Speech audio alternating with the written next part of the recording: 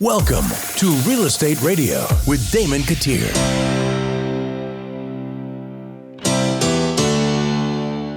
Welcome back to Real Estate Radio with Damon Gettier. Damon Gettier is sitting right here next to me. If you want to reach out to Damon and his crew, you can go to listwithdamon.com. That's listwithdamon.com. So, Damon, we typically start with what's happening right now in real estate, but we get a lot of questions about what should be looked for in a house. Before starting the search, determining your priorities, considering the number of bedrooms and bathrooms, what should be looked for? If I'm Joe Schmo and I'm going to come to you, what should be looked for? Well, first and foremost, thank you for having me today. But it's your show. What are you talking about? Well, I appreciate it. Appreciate you taking the time. You know, so many people when they start looking for a house, they start looking for what they need today. And while that's prudent, they really need to look at what their goal is going to be, what their lifestyle is going to be, what their life will or may look like in 3 to 5 years. Because unlike renting, purchasing is a longer term investment. I mean, the word mortgage in Latin actually means pay until death. And so, although we don't want you to do that, you don't want to buy a house and then have to sell it next year because life dealt you something you weren't expecting. And it happens to everybody. But, you know, if you're just getting married, you're like, oh, all I need is a 2-bedroom house. You know, well, are you going to have kids the next 2 or 3 years? If you are, 2 bedrooms may or may not suffice. If, you know, your kids are aging out, your kids are all later teens, and you're like, okay, I'm going to buy this great big huge house. Well, do you need a great big huge house? Because if the kids are all going off to college, if y'all's family plan, if y'all's legacy is all kids go to college and leave and don't come back, then do you want a huge house? Because you're going to have to downsize, because we can never predict the future market. We can predict what's happening now, but we can't really predict the future. And so, you know, look 3 to 5 years. The other thing is if you're moving to town and your job's here for 2 years, probably don't want to buy a house because we may not have the appreciation for you to be able to get out of that house. And, you know, it's things like that you really need to think about. And while I'm a real estate agent, I make money buying and selling houses, I don't like to see people in bad positions. So, and here's the other, and this may be a really silly question. You would expect nothing less from me, but in looking for what should be looked at in a house, is it putting the cart before the horse to look for the house before you sell your existing house or list your existing house? It's okay what if I find the house of my dreams and I go, but I have to sell my house to get this house? You are going to be a very disappointed individual. This is what I would always suggest, but find somebody you know and trust, okay? And then let them connect you with, if you're going to get a mortgage, and the vast majority of people have to get a mortgage, okay? If you're going to get a mortgage, does anybody ever just pay for a house? It's a little crazy how many people that do. Really? There's a lot of hidden money in Roanoke, Virginia. There's a lot of cash deals going on in Roanoke, Virginia. More than you or I would ever think. Sorry to derail you, but yeah. Yeah, I mean, It's considerable. That being said, and a lot of it comes from families like grandma and grandpa. Why do they want to wait for you to have your inheritance once they pass? They have the money now. Why not give it to you so they can watch you enjoy it and stuff like that? Yeah. So you have a lot of stuff like that. But anyway, back to your original subject. Let your real estate professional connect you with a mortgage person. That way you know what your financial picture looks like. And that's what you want to know is, what does my financial picture look like? What can I afford? Forget what Zillow says. Forget what Realtor.com says. That always assumes an 840 credit score, 20% down, no PMI, which is private mortgage insurance, and taxes. I don't know where they get a tax number from. So they just throw out a tax number and that's your payment. Talk to a real estate professional, talk to a mortgage person, find out, this is what I'm thinking about spending. This is where I want to be, or let them just kind of roll it out to you. Hey, this is what you're qualified for and this is what the payment is. And the reason I say that is, it's a lot of people say, hey, I want a $400,000 house, but they don't want a $400,000 payment. And so the problem is, if you go look at $400,000 houses and don't like $400,000 payments, but you like a $300,000 payment, now you got a caviar budget or a caviar taste with like just basic shrimp budget. Yeah. Okay. Yeah. Beer budget with champagne taste. Yeah. I mean, it's like, what are you going to do? Because you can't afford what you like now, or you can afford it, but you don't want to afford it. And so figure out your finances first and go look at what you can afford. And I would always tell people that because, one, you don't ever want to go to a house and be like, well, I bought this because I got to afford this. This is not what I wanted. And most people, if they only looked at what they could afford, would not be disappointed in it. But when you look at what you can't afford and then have to settle for what you can't afford, if you look at what you can't afford and then have to settle for what you can't afford, you're disappointed. And you don't want to be disappointed. So my expectations, and you mentioned this, and I think this is a good point to go back to. When I look at Zillow and go, oh, here's the price of this house, that's not necessarily the right price. The price is the price. The payment's not the payment. Gotcha. It's a bait and switch. It's not a bait and switch. They do have the disclaimer there. It's clickbait. It's so that you can be like, oh my God, I can afford this. This $450,000 house is only $1,400 a month. Yes. If you put 50% down, if you have an 840 credit score, which no one does, if you use 2 points to buy down the rate, if you do this, if you do that, and if you do this, it's not a true picture. You really need to talk to a lending professional, mortgage professional to find out what your true picture is. And then, and I'll tell you right now, because interest rates are not high. You and I have spoken about that at length. Interest rates are not high. They're at historical norms right now. People don't like it because we had historical abnorms for 2 or 3 years during the COVID period. And so people don't like the interest rates, but the interest rates are good. And there's a lot of people that when you're looking at housing prices now, you know, if they look at a $400,000 or $500,000 house, they're like, ugh, I don't want to spend that much on a house, which is perfectly understandable. Well, don't go look at the house because you are going to like the house. Mm-hmm. And then when you have to adjust your budget down $100,000 to $150,000, you're not going to like the house you see. And it's not that it's a bad house. It's just you went out looking at Lamborghinis and now you're driving, you know, a Chevy. Yeah. Nothing wrong with Chevy. It's just not a Lamborghini. Yeah. So there used to be like when we bought our first house and you had told me, now this has been, my gosh, 20 years ago now, but the difference between the house at this level and the next level was only like $10,000. I mean, the house that we were okay with was this, but for $10,000 more, we could have gotten the house of our dreams. I guess it depends on what you want and how many bedrooms and such, but there's a certain level of houses, isn't there? Yeah, but that's changed a lot. Has it? Yeah, in 20 years, it's changed a lot. Well, think about how much the house was that you bought. Oh, yeah. So that lake house we bought for $90,000 and sold for $200,000. You did. You had a good realtor on that. I did, You had a good realtor on that. I did. You also had time, which is appreciation, and you had favorable market conditions. You had disfavorable market conditions when you bought it, and you had favorable market conditions. I miss it now. I wish we wouldn't have sold it. But the thing is in this market, let's talk today in time, you know, difference between a 250 in a lot of neighborhoods that people are trying to get into is really hard to do right now. Because you can't find one. You just can't. Or it's not what you would expect. It's less than what you would expect. It's less, like right now, kind of the average is in the low threes. That's the average. That's the average. What was it 5 years ago? 5 years ago, 170, 180. Wow. I mean, it's gone up about 100%. But we had in this market, in this region, we had delayed appreciation. Because after the crash in 08, we really didn't have any significant appreciation all the way from 08 to 19. And then it seems like we caught up 100% of our appreciation plus some between 20 and where we are now, 25. All that depreciation, all that delayed depreciation, which historically has always been 3 to 4%, didn't exist for a period of about 12 years. And then all of it caught up. And so the market here didn't appreciate that. Sellers did. But then the sellers have been beat up by buyers for 12 years. And so finally, I think sellers say, I got my retribution, you know. But for the longest time, people were bringing money to closing. I mean, you and I, you know, because you and I have been doing this on the radio together for 15 years. 15 years. Yeah. And you know that for the longest time, people brought checks to closing. I mean, you had to sell a house, you sold a house because you had to sell a house. When you sold a house, you brought a check to closing to pay off your house and pay the fees and everything. Yeah. And so that part hasn't happened. And so first things first, find a real estate agent no one trusts. Find a lender knows what they're doing. Find out what your budget is. Find out what you're comfortable with spending. And then once you find out what you're comfortable with spending, then look at what's going to satisfy my needs, you know? And so, you know, when we're talking to our agents all the time, it's always location. Location is typically school driven, even when people don't have children in school. Is it the school district I want? And it's because people, whoever people are, they want to be around like people, meaning they want to be around people like they go to work with or they go to church with or they grew up with. And it's just, it doesn't matter where you want to live, like people, and they kind of, and in this area, it's kind of grouped by school systems. And so people generally say, I have people move in that have no kids, like I want to be in Cave Spring School District. And I'm like, well, you don't have any kids. By your age, I'm guessing you're not going to have kids.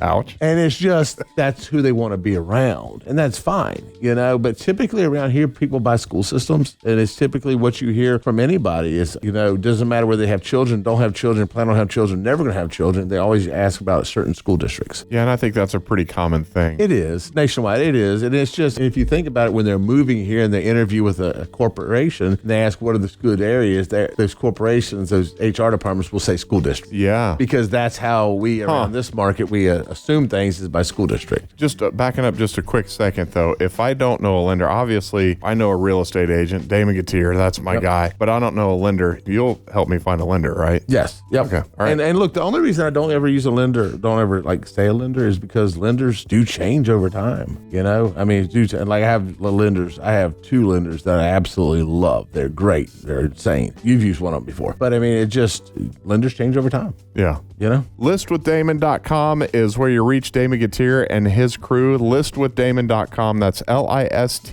with Damon.com.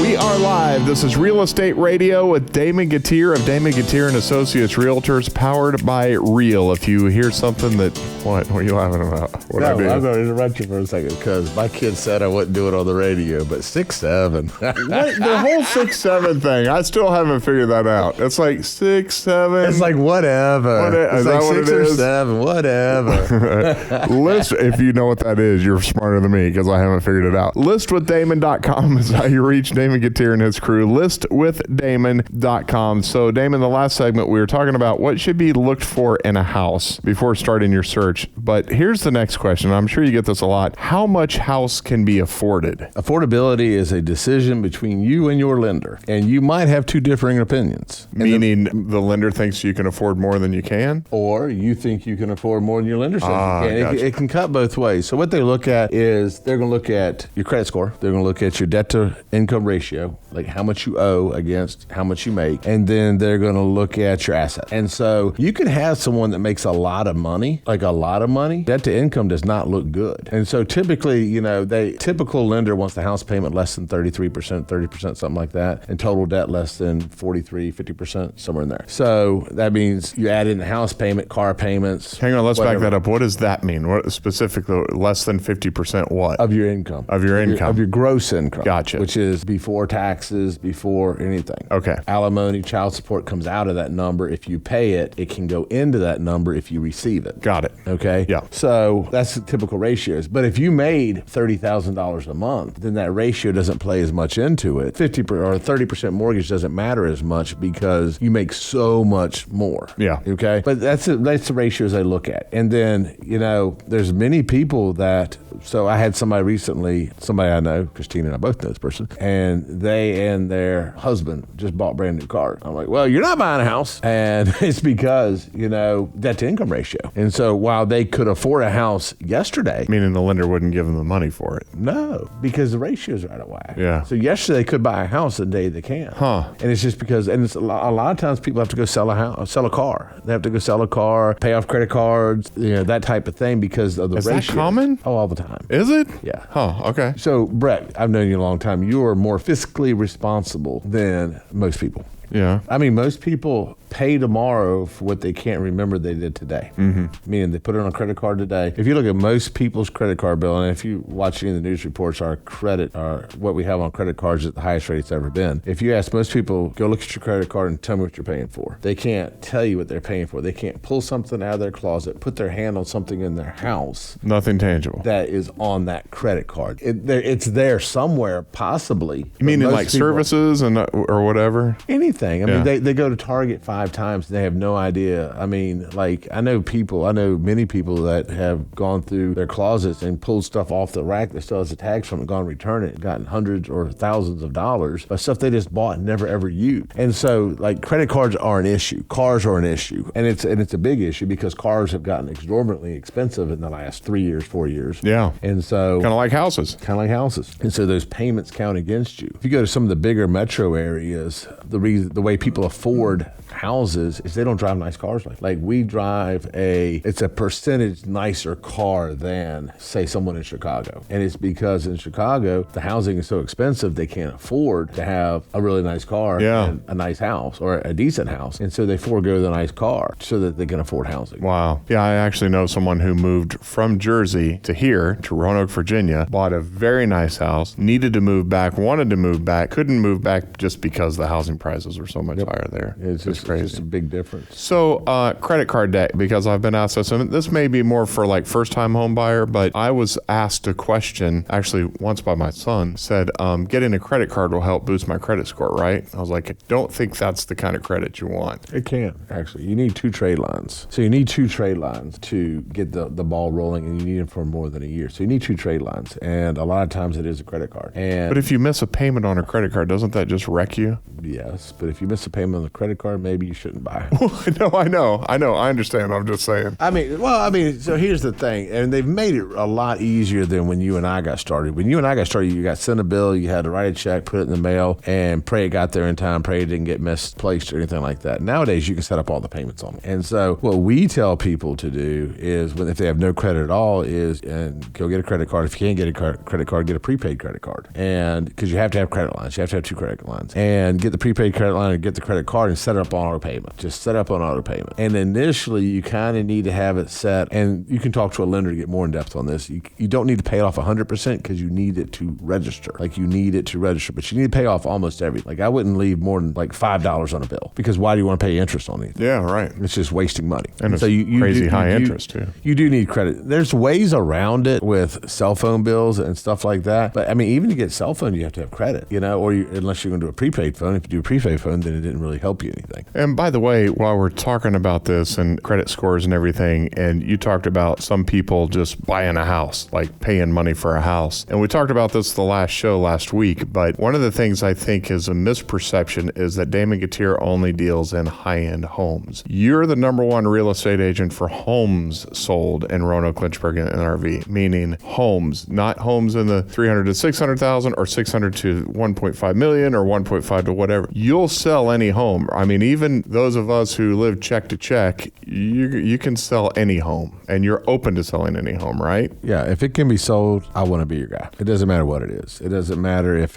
we've sold them from, I think the least expensive actual home we sold was $7,000 up to $1 million plus. It doesn't matter to me. I look at them as check boxes. Like I want to help as many people buy and sell houses as they can. And so what is like the lowest home price in the market that people would buy? I mean, is 200, can you buy a $200,000 home? Yeah. You can? Yep. Can you buy a $150,000 home? Yes. Okay. It just needs some work, or? Probably going to need work at 150. And now if you're trying to do a government loan, FHA, USDA, VA, and it's sub 150, it's going to be much more difficult. And the reason it's going to be much more difficult because those loan programs are looking for perfect houses, but they're looking for houses with no issues. They don't want peel and paint. The heating and air conditioning has to be in good working order. The roof has to be in good working order. It can't have any rot, can't have any noticeable damage, all those things. And because what they do is a government loan, they're guaranteeing it, and they're guaranteeing it at or almost 100% value. And so they want to make sure that if they have to foreclose, they can move that property. They can sell it without having to do a lot of repairs to it. And so that gets very hard sub 150 now. It's difficult sub 2. It's doable. But what you have to think about is that's your first-time home buyer. And there's a lot of first-time home buyers competing for this one unicorn of a house that's 150 that passes all those equations. Gotcha. Yeah. And so is it doable? Yes. Is it doable with a government loan, no money down loan, or 3.5% down? It's going to be difficult. Yeah. The other thing is if that house is there, you're going to have investors wanting to grab it too for a rental. And so the competition. Yeah, that's the other thing is, don't the investors kind of snarfle those up? I mean, I know you're an investor, but there are a lot of investors. Do those homes how do we beat the investors? To beat an investor, you need to be dealing with somebody who has access to off-market. Which is you. Yeah, we do that a lot. So get a hold of Damon Gettier. There's a lot of deals that we have that. So when we buy a house, let me clear up one misconception here. When we buy a house, and I've told you this, you make money when you buy, not when you sell. If you pay too much when you buy, it's really hard to ever recoup that money, unless you're just going to keep it forever. And so when I say that, when I'm buying a house, there has to be enough meat on the bone. There has to be enough margin there for me to take risk on it. I'm 53 years old, and you know this. Like, I live my life for my kids. I'm buying houses not for me. I make money for me. I buy houses for my kids. I buy houses so my kids don't have to live a life like I did to get to where I am today. And so, by the way, when he says that, he shuts off at 5 o'clock on Friday. You are family driven. I'm dad. Yeah. Yep. Which I appreciate. He told me today is get done with this radio show quickly because I got to go coach. That's right. I mean, my first job's dad, my second job's real estate, but I work on both full time. So, and what I mean by that is there's stuff that I don't buy because there's not enough meat on the bone. Yeah. They're still good houses, but there's not enough margin for me to do it. I can find other opportunities and more margin at. And that's a lot of the off-market stuff we sell. Like Dawn, my sales manager, you met Dawn. She loves my off-market stuff. I think she sold 4 of them in the last year that they never hit the market. Like, I'm like, hey, I got this house. If you have anybody looking, it's, 3-bedroom, 2-bath. It's going to be $170,000-ish. You have somebody looking, and she'll be like, oop, I got somebody. Oop, I got somebody. Oop, I got somebody. Oop, I got somebody. And so if you're in that price range, reach out to us because we do have an inventory of off-market stuff that people have reached out to me about buying, and it's just not enough margin there for us to do it. But kind of any price range, right? Oh, I mean, yeah. You've got houses that come to you that before they hit the market. So that's how you beat the investors that come to you and go, this is what I'm looking for. Correct. Oh, we have that. We have a whole coming soon list. We have a lot of inventory that, like, I know of a lot of inventory for anywhere from a week to 8 months before it hits the market. Dang. And your database is massive, isn't it? My database is pretty big. It's got 92,000 people in it. So, and really, if you want to list your home, there's a pretty good chance you're going to find a buyer for that home just within your own database. The odds of there being the buyer in my database is close to 100%. Really? Yeah, it's close to 100%. And what you got to look at, I mean, in this metro area, there's 400,000 people. That's kids. Yeah. Significant. 440,000. Yeah. So you take the kids out, boom. I don't know what the number is. You're down to, 325,000. Yeah. You take married people out, you chop that in half, and all of a sudden a significant portion of the buying population is in my database. That doesn't mean that they're necessarily going to buy it through us because they might have an agent, but they're still in my database. Yeah. And so when we list a property, we're going to shoot it out to everybody in the database. So, your agent might not tell you about it. I might tell you about it and you still buy it through your agent. And that's okay. That's okay because people have friends and family that are agents. I mean, not everybody can use us, even though they should. Not everybody's going to use us. But I mean, it's, the odds of the buyer, usually when we get a contract, I'll take the buyer's name. If it's on one of our listings, I'll put it in the database. I'll be, yep, there they are. And I can see they're looking on my site, they're doing everything. And that's okay. That's okay. That's why we built the site. Bottom line is, if you're ready to sell and/or/buy, Damon Gettier is who you want to reach out to. Go to listwithdamon.com for the number. That's listwithdamon.com.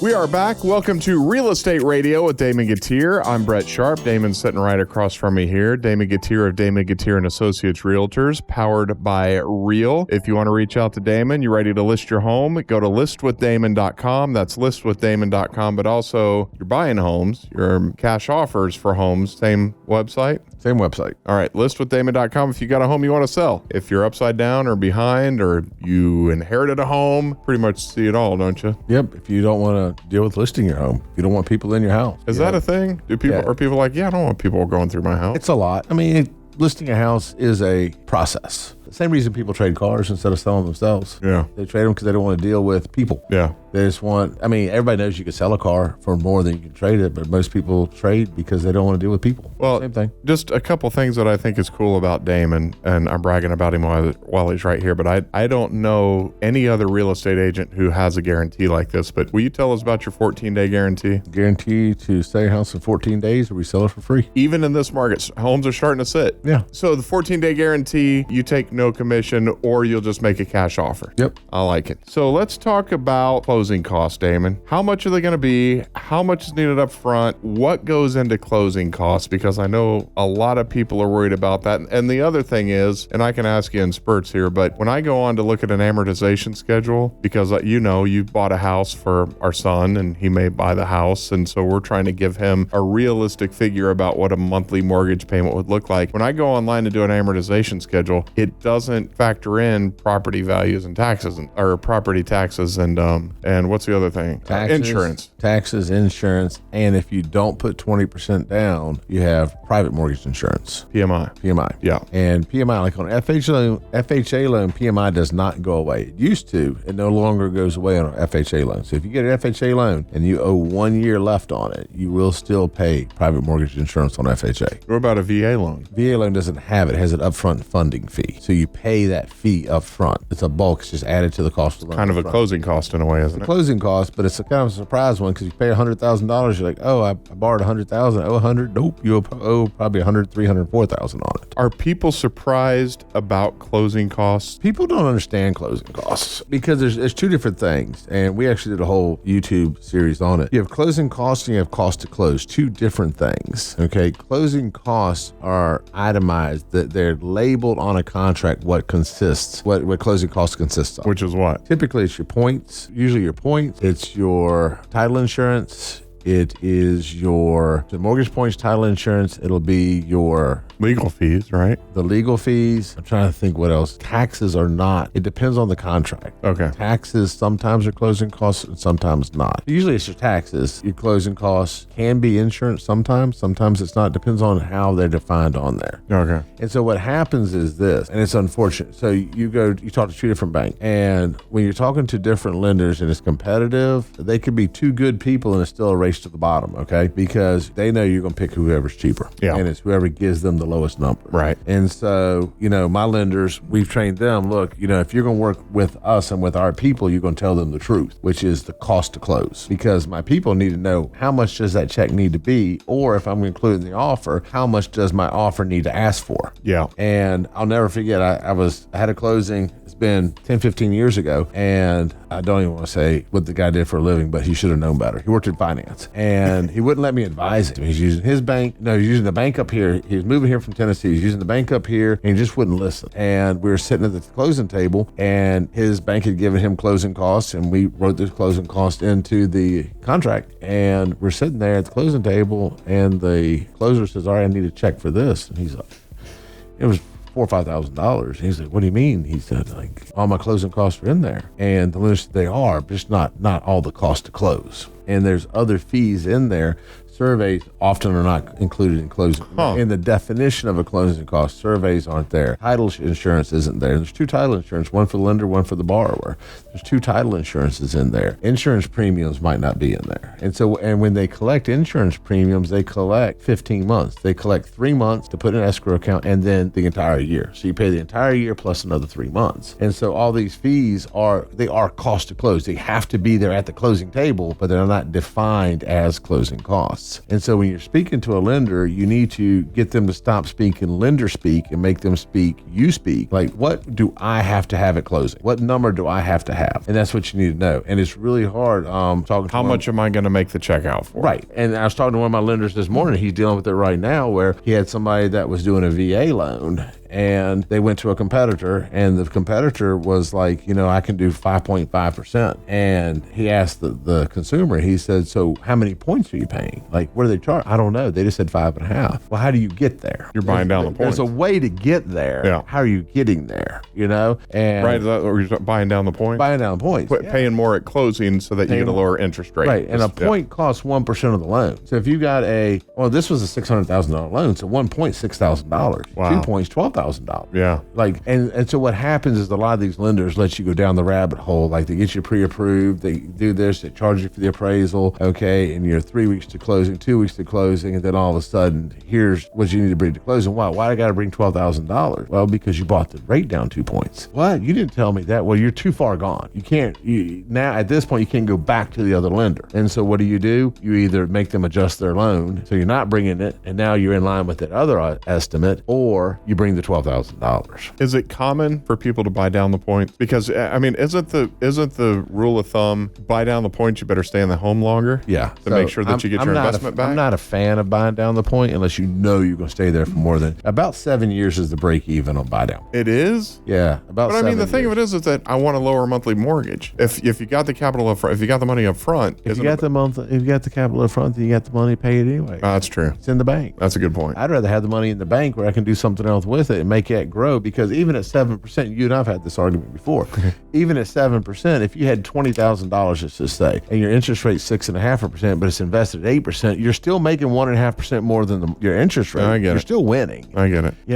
If you're not going to stay in there more than 7 years, don't buy down the rate. Is there a rule of thumb for closing costs? And I'm going to ask you for ballpark, and you're going to go, it depends on the situation. There are too many variables. But is there a ballpark for listeners listening to the radio right now going, I'm in the market. I want to sell my home. I'm going to buy a home. Is there a rule of thumb for closing costs at $250,000 are going to be roughly this, $300,000 roughly this, $500,000 roughly this? What I would say is roughly 4 to 4.5% of the cost of the house. Of the cost of the loan. Of the cost of the loan. Yeah, your closing costs will be roughly 4 to 4.5%. Okay. So if I put so much down and it's a $300,000 house, it's roughly going to be $5,000 or $6,000. Right. Okay. Now, the lower the price of the home, the higher that percentage goes up. Really? Well, your fixed costs don't change. So if you take a settlement fee that a settlement attorney charges at $600 on a $1,000 house is 0.6%. Yeah. $600 on a $600,000 house is 0.0 something. Right. So it changes. The fixed costs are a lot when it's just a lower sales amount. It's very little when it's a high sales amount. Okay, but I'm not going to be able to know that by going on listwithdamon.com or Zillow or whatever. I'm not going to, because we don't know how much the loan amount is. Correct. That's where we hook you up with a good lender, because they plug everything into the computer. And then taxes are different. Botetourt taxes are half. Botetourt, Bedford, Franklin County taxes are half what Roanoke City and Salem are. Yeah. And so, and you can flip-flop. You can say, all right, I'm looking in Roanoke City, and we pre-qual you at this amount. And then you say, all right, I'm buying Botetourt. You could buy another maybe 75, 50, depending on the price range, $1,000 house there. Yeah. It just changes. And so I keep going back to a lender. Like, the real estate industry depends on competent, qualified lenders. Like, it's like a hand in the glove. You have to have that part of it, because they're going to help you fill in the pieces of the puzzle that your real estate agent doesn't do. We don't have a license to do a lot of it. We have to have a lender has to have an NMLS number to do what they do. Yeah, right. We can't advise you on lending anything because we don't have one. Is that what that is? I always see that on that's their it's a national license they have to have. Okay. And I mean, it's a pretty stringent test they take to get it. They have to have that license. And they have software that they're going to input the taxes, they're going to input the insurance, they already know what the closing fees are, they know what the rate of title insurance is, like how much title insurance is per 1,000, per 100. It calculates all that for them. So they'll be able to tell you line item by line item what it should be. They have to give you a good faith estimate within X days, I think it's 3 days of applying. And if it changes more than, I think, 7%, they have to redisclose to you. They have to give you a new one. You have to have it 3 days. You couldn't even close if you wanted to, because they didn't come in within, I think it's 7% of those figures. Well, listen, if you have questions, I'm sure Damon would be happy, or one of his staff would be happy to help you. Go to listwithdamon.com. That's listwithdamon.com.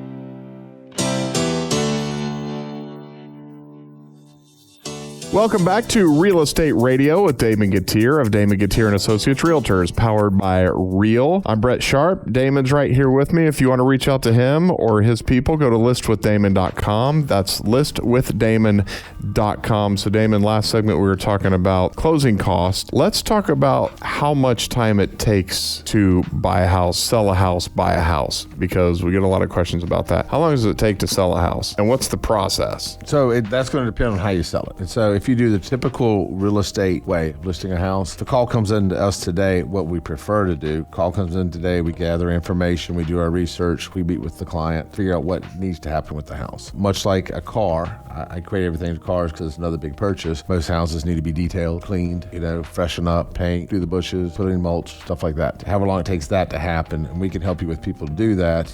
Let's just say that process took a whole week. Call in, meet with us, you get all your freshening done in a week, which would be pretty quick, but it can be done.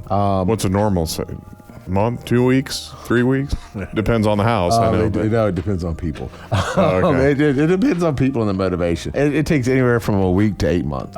It really does. Oh, geez. It depends on people's motivation level and their willingness to do it. Okay. I can tell you that not doing it costs you thousands. So if you do that, then we do photography. Photography, we have professional photographers that go out and do the photography. Is she one? Christina? No, she's my videographer. Oh, gotcha. So she's videoing us right now, by the way. Yeah, she's videoing videoing us right now. She's my videographer. And we have a photographer goes out, photography of the house, and then everything gets ready. So everything on the back end gets ready. We have a staff at the office that's putting in the MLS, that is getting the websites prepped, it's getting the photos prepped, it's getting the description done, all that type of stuff. There's a lot that goes into it that people don't see. It's a lot of behind the scenes. Like, we wrote it out one time, and I'd have to find it, but I think the steps on getting your house ready, like the individual steps, like 178 steps. Wow. To getting it ready. It's just a lot behind the scenes to getting it ready. And by the way, isn't it true that what you could do for probably hundreds of dollars will make you and save you thousands in the long run? Oh, absolutely. Yeah. Absolutely. Okay. To prep your house. That. But yeah, but there's also, anytime y'all have any questions about this, reach out to us, but also go to our YouTube channel. YouTube channel, we go into depth on all of these topics. Okay. I think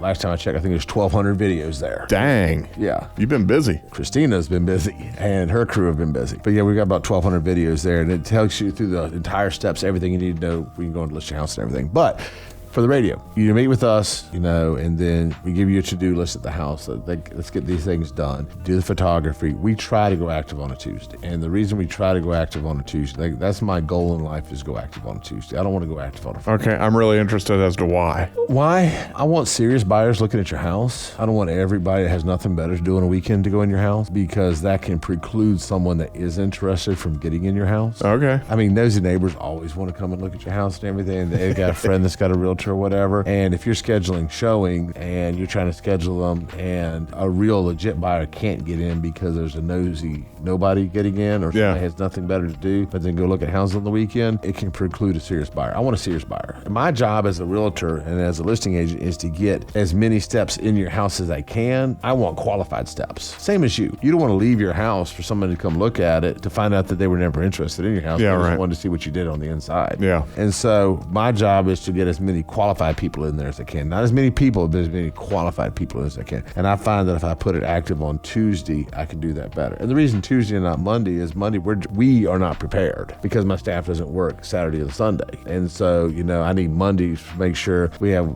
sign and lot box install people that go out there, that install the signs and lot boxes in the yard. We have a process for everything. Tuesday works best. Wednesdays, almost as best. Okay. I don't like going active on Fridays. Well, I have questions about the Saturday, Sunday thing. Yes. So if I want to see a house on Saturday, your agents don't work? No, my agents absolutely work on Saturday. Oh, you're talking about the other staff? Yeah. Okay. Yeah, the staff, the in-office staff, the hourly and salary people aren't working. My agents work 7 days a week. God bless them. Gotcha. Okay. Yep. So back to the timeline. So I come to see you. You do the 178 steps. What now? So length of time, and I know this varies, and I know there are variables, but you do the 148 steps. I've taken the time I've taken. Let's say I've done it in 2 weeks. I have prepped my house. I've done the mulch and the painting and all the other things. Then what? Yep. So now we go on the market. Okay. We're on the market. And so now it's going to depend on when we met with you, how our conversation went and how we're going to work together on this. And what I mean by that is this. My goal is to sell your house at a price and a timeline that's agreeable to you. That all has to happen in accordance with the two biggest things in pricing a house, which is what a buyer's willing to pay and a bank's willing to loan. And so if you want to price your house at 3, and we just had this happen, friend of mine, and if you listen, love you, buddy. So he said, hey, run comps on this house. He does the same thing I do. He sells houses, okay? And he said, hey, can you run numbers on this house? So Allie and I, we run numbers on the house. We're like 325. Allie's his wife, by the way. Yep, my better half, my definitely better looking half. And so we say, hey, 325. And he's like, great, awesome, let's do 350. What part of 325 did we not understand? And he said, 350. I said, okay. So put it on the market at 350. And it sat. Guess how many people looked at it the first week? None. Oh, yeah. And what amazes me, let's do a side check for a second. What amazes me is a seller, because it's their house, cannot figure out what it's worth. But I can guarantee you every buyer out there knows what it's worth. Yep. And every buyer knows what it's worth pretty much to the dollar. Yeah. Okay? And then another week goes by, and I think 2 people looked at it in the first 2 weeks. And this is in a really good neighborhood. Okay? This is a really good neighborhood. One of the most desirable neighborhoods in the area. And it sits for another week. 2 offers. Two lookers. That's it. And so he reached out. He said, well, what do you think it is? I don't know. Maybe that 325 we talked about. So we lowered it 325 and sold it in 2 days. Is that right? Yeah. Well, the thing is this, we want to sell your house as much as possible, but we can't sell it for more than the market's going to bear. And the market consists of what the market is. And I was talking to a neighbor yesterday, and I was like, who's they? Because they gets in my way all the time. It's always they. They said, they did that. It's the market. And the market consists of what a bank's willing to loan, what a buyer's willing to pay. That's what the market is, okay? And the market for the house was $325. If you price a house above market, it's going to sit. If you price a house above market, you will not make as much typically as you normally would have made, because he adjusted quickly. He plays this game. He knows this game. He's good at it. He will listen to me. He was trying. He was hoping. He took a swing. It didn't work. He lowered it. If it had sat on there for 60 days trying, by the time we lowered it, then people, when they saw it lowered at the appropriate price, would think something's wrong with the house. Yeah. They would have been like, that house has been on the market for 75 days. There's something wrong with it. See, but I think that's important. I think managing expectations. You have, for the last 20 years, tried to manage my expectations. Yes. When we were getting ready to sell our lake house, I said, prices are going up. I want to start it here. And you went, nope, start it lower. And you said, the chances are there's going to be multiple offers and they'll drive it up. And I know that market dynamics change by the month, but you just managing my expectations. I think people typically are pretty proud. They're a lot prouder of their properties than what it may actually be worth. Yeah, well, they have an emotional connection to it. Which I did too. They do. They have an emotional connection to it. And a lot of them are like, well, I did this and I did this. And I'm like, oh, I can tell. I can tell you did it yourself. Not yours. Yours was totally 100% professional. But a lot of people you can tell, like, yeah, you painted it yourself too. I can tell that too. But also, one of the other things that you said to me that, and this is just knowing the market and being in the business for as long as you have and being the number one agent for home sales, is we got an offer on the house, not the lake house, but the other house that we sold. And you said, you take the offer that's on the table. Because I said, don't we need to wait to see if it's, and it was exactly what we were asking for. Right. And I said, but don't we need to wait for another offer? And you went, take the offer that's on the table. You want to explain that one? Yeah. You were right, but can you explain it? Well, we always work the offer we have, not the one we want to have. And I mean, so every saying out there is a saying for a reason. You know, a bird in the hand's worth two in the bush. You know, every saying's the same because there's a reason for it. And we deal with the offer we have, because the offer that may come never comes. The agent that calls you and says, I'm bringing an offer, never brings the offer. They just don't. And when I say that, some do, most don't. There's one agent in town that very likable agent. I like the guy. But if he tells me he's bringing an offer, I pretty much know one thing. He's not bringing an offer. Like, I think what's the reason for that? I think he has intention of it. Okay. I think he has the intention. I don't think he's dishonest. I think he has the intention. I think his people were just excited and he gauged their excitement as a decision, and it wasn't a decision.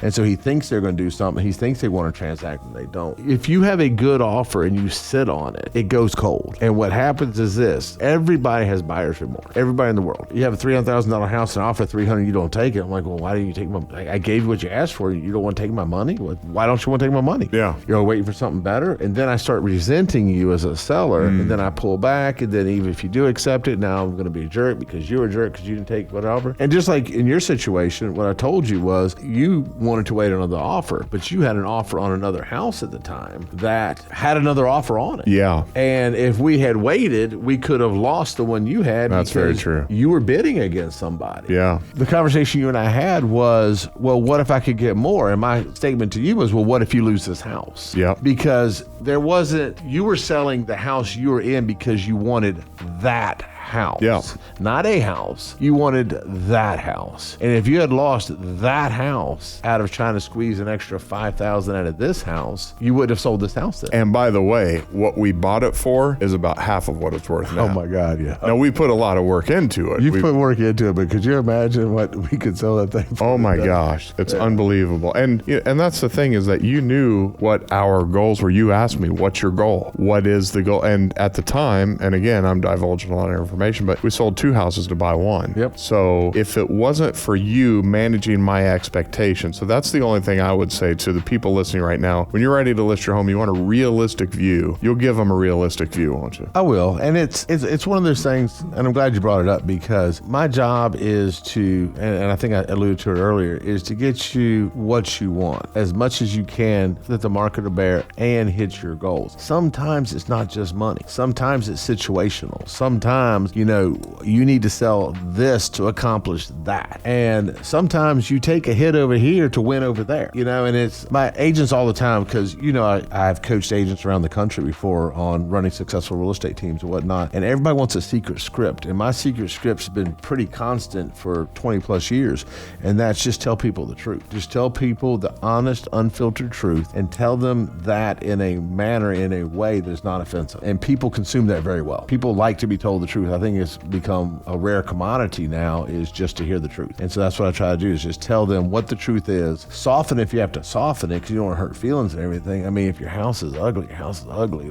I mean, it is. So it's not the most visually appealing, but we're going to have to price it accordingly. I appreciate the truth, and I appreciate that I always know where you are. I tell people all the time, they're like, so you really know Damon? And I'm like, yeah, he's one of my best friends. I mean, he's probably my best friend. And I'm like, so what's he like? And I'm like, he's got a hard outer shell until you get to know him. Meet the kids, and then you'll know Damon Gettier. I said, he'll shoot you straight. And that's exactly what you get when you deal with Damon Gettier of Damon Gettier and Associates Realtors, powered by Real. Here's how you reach him. Go to listwithdamon.com. That's listwithdamon.com.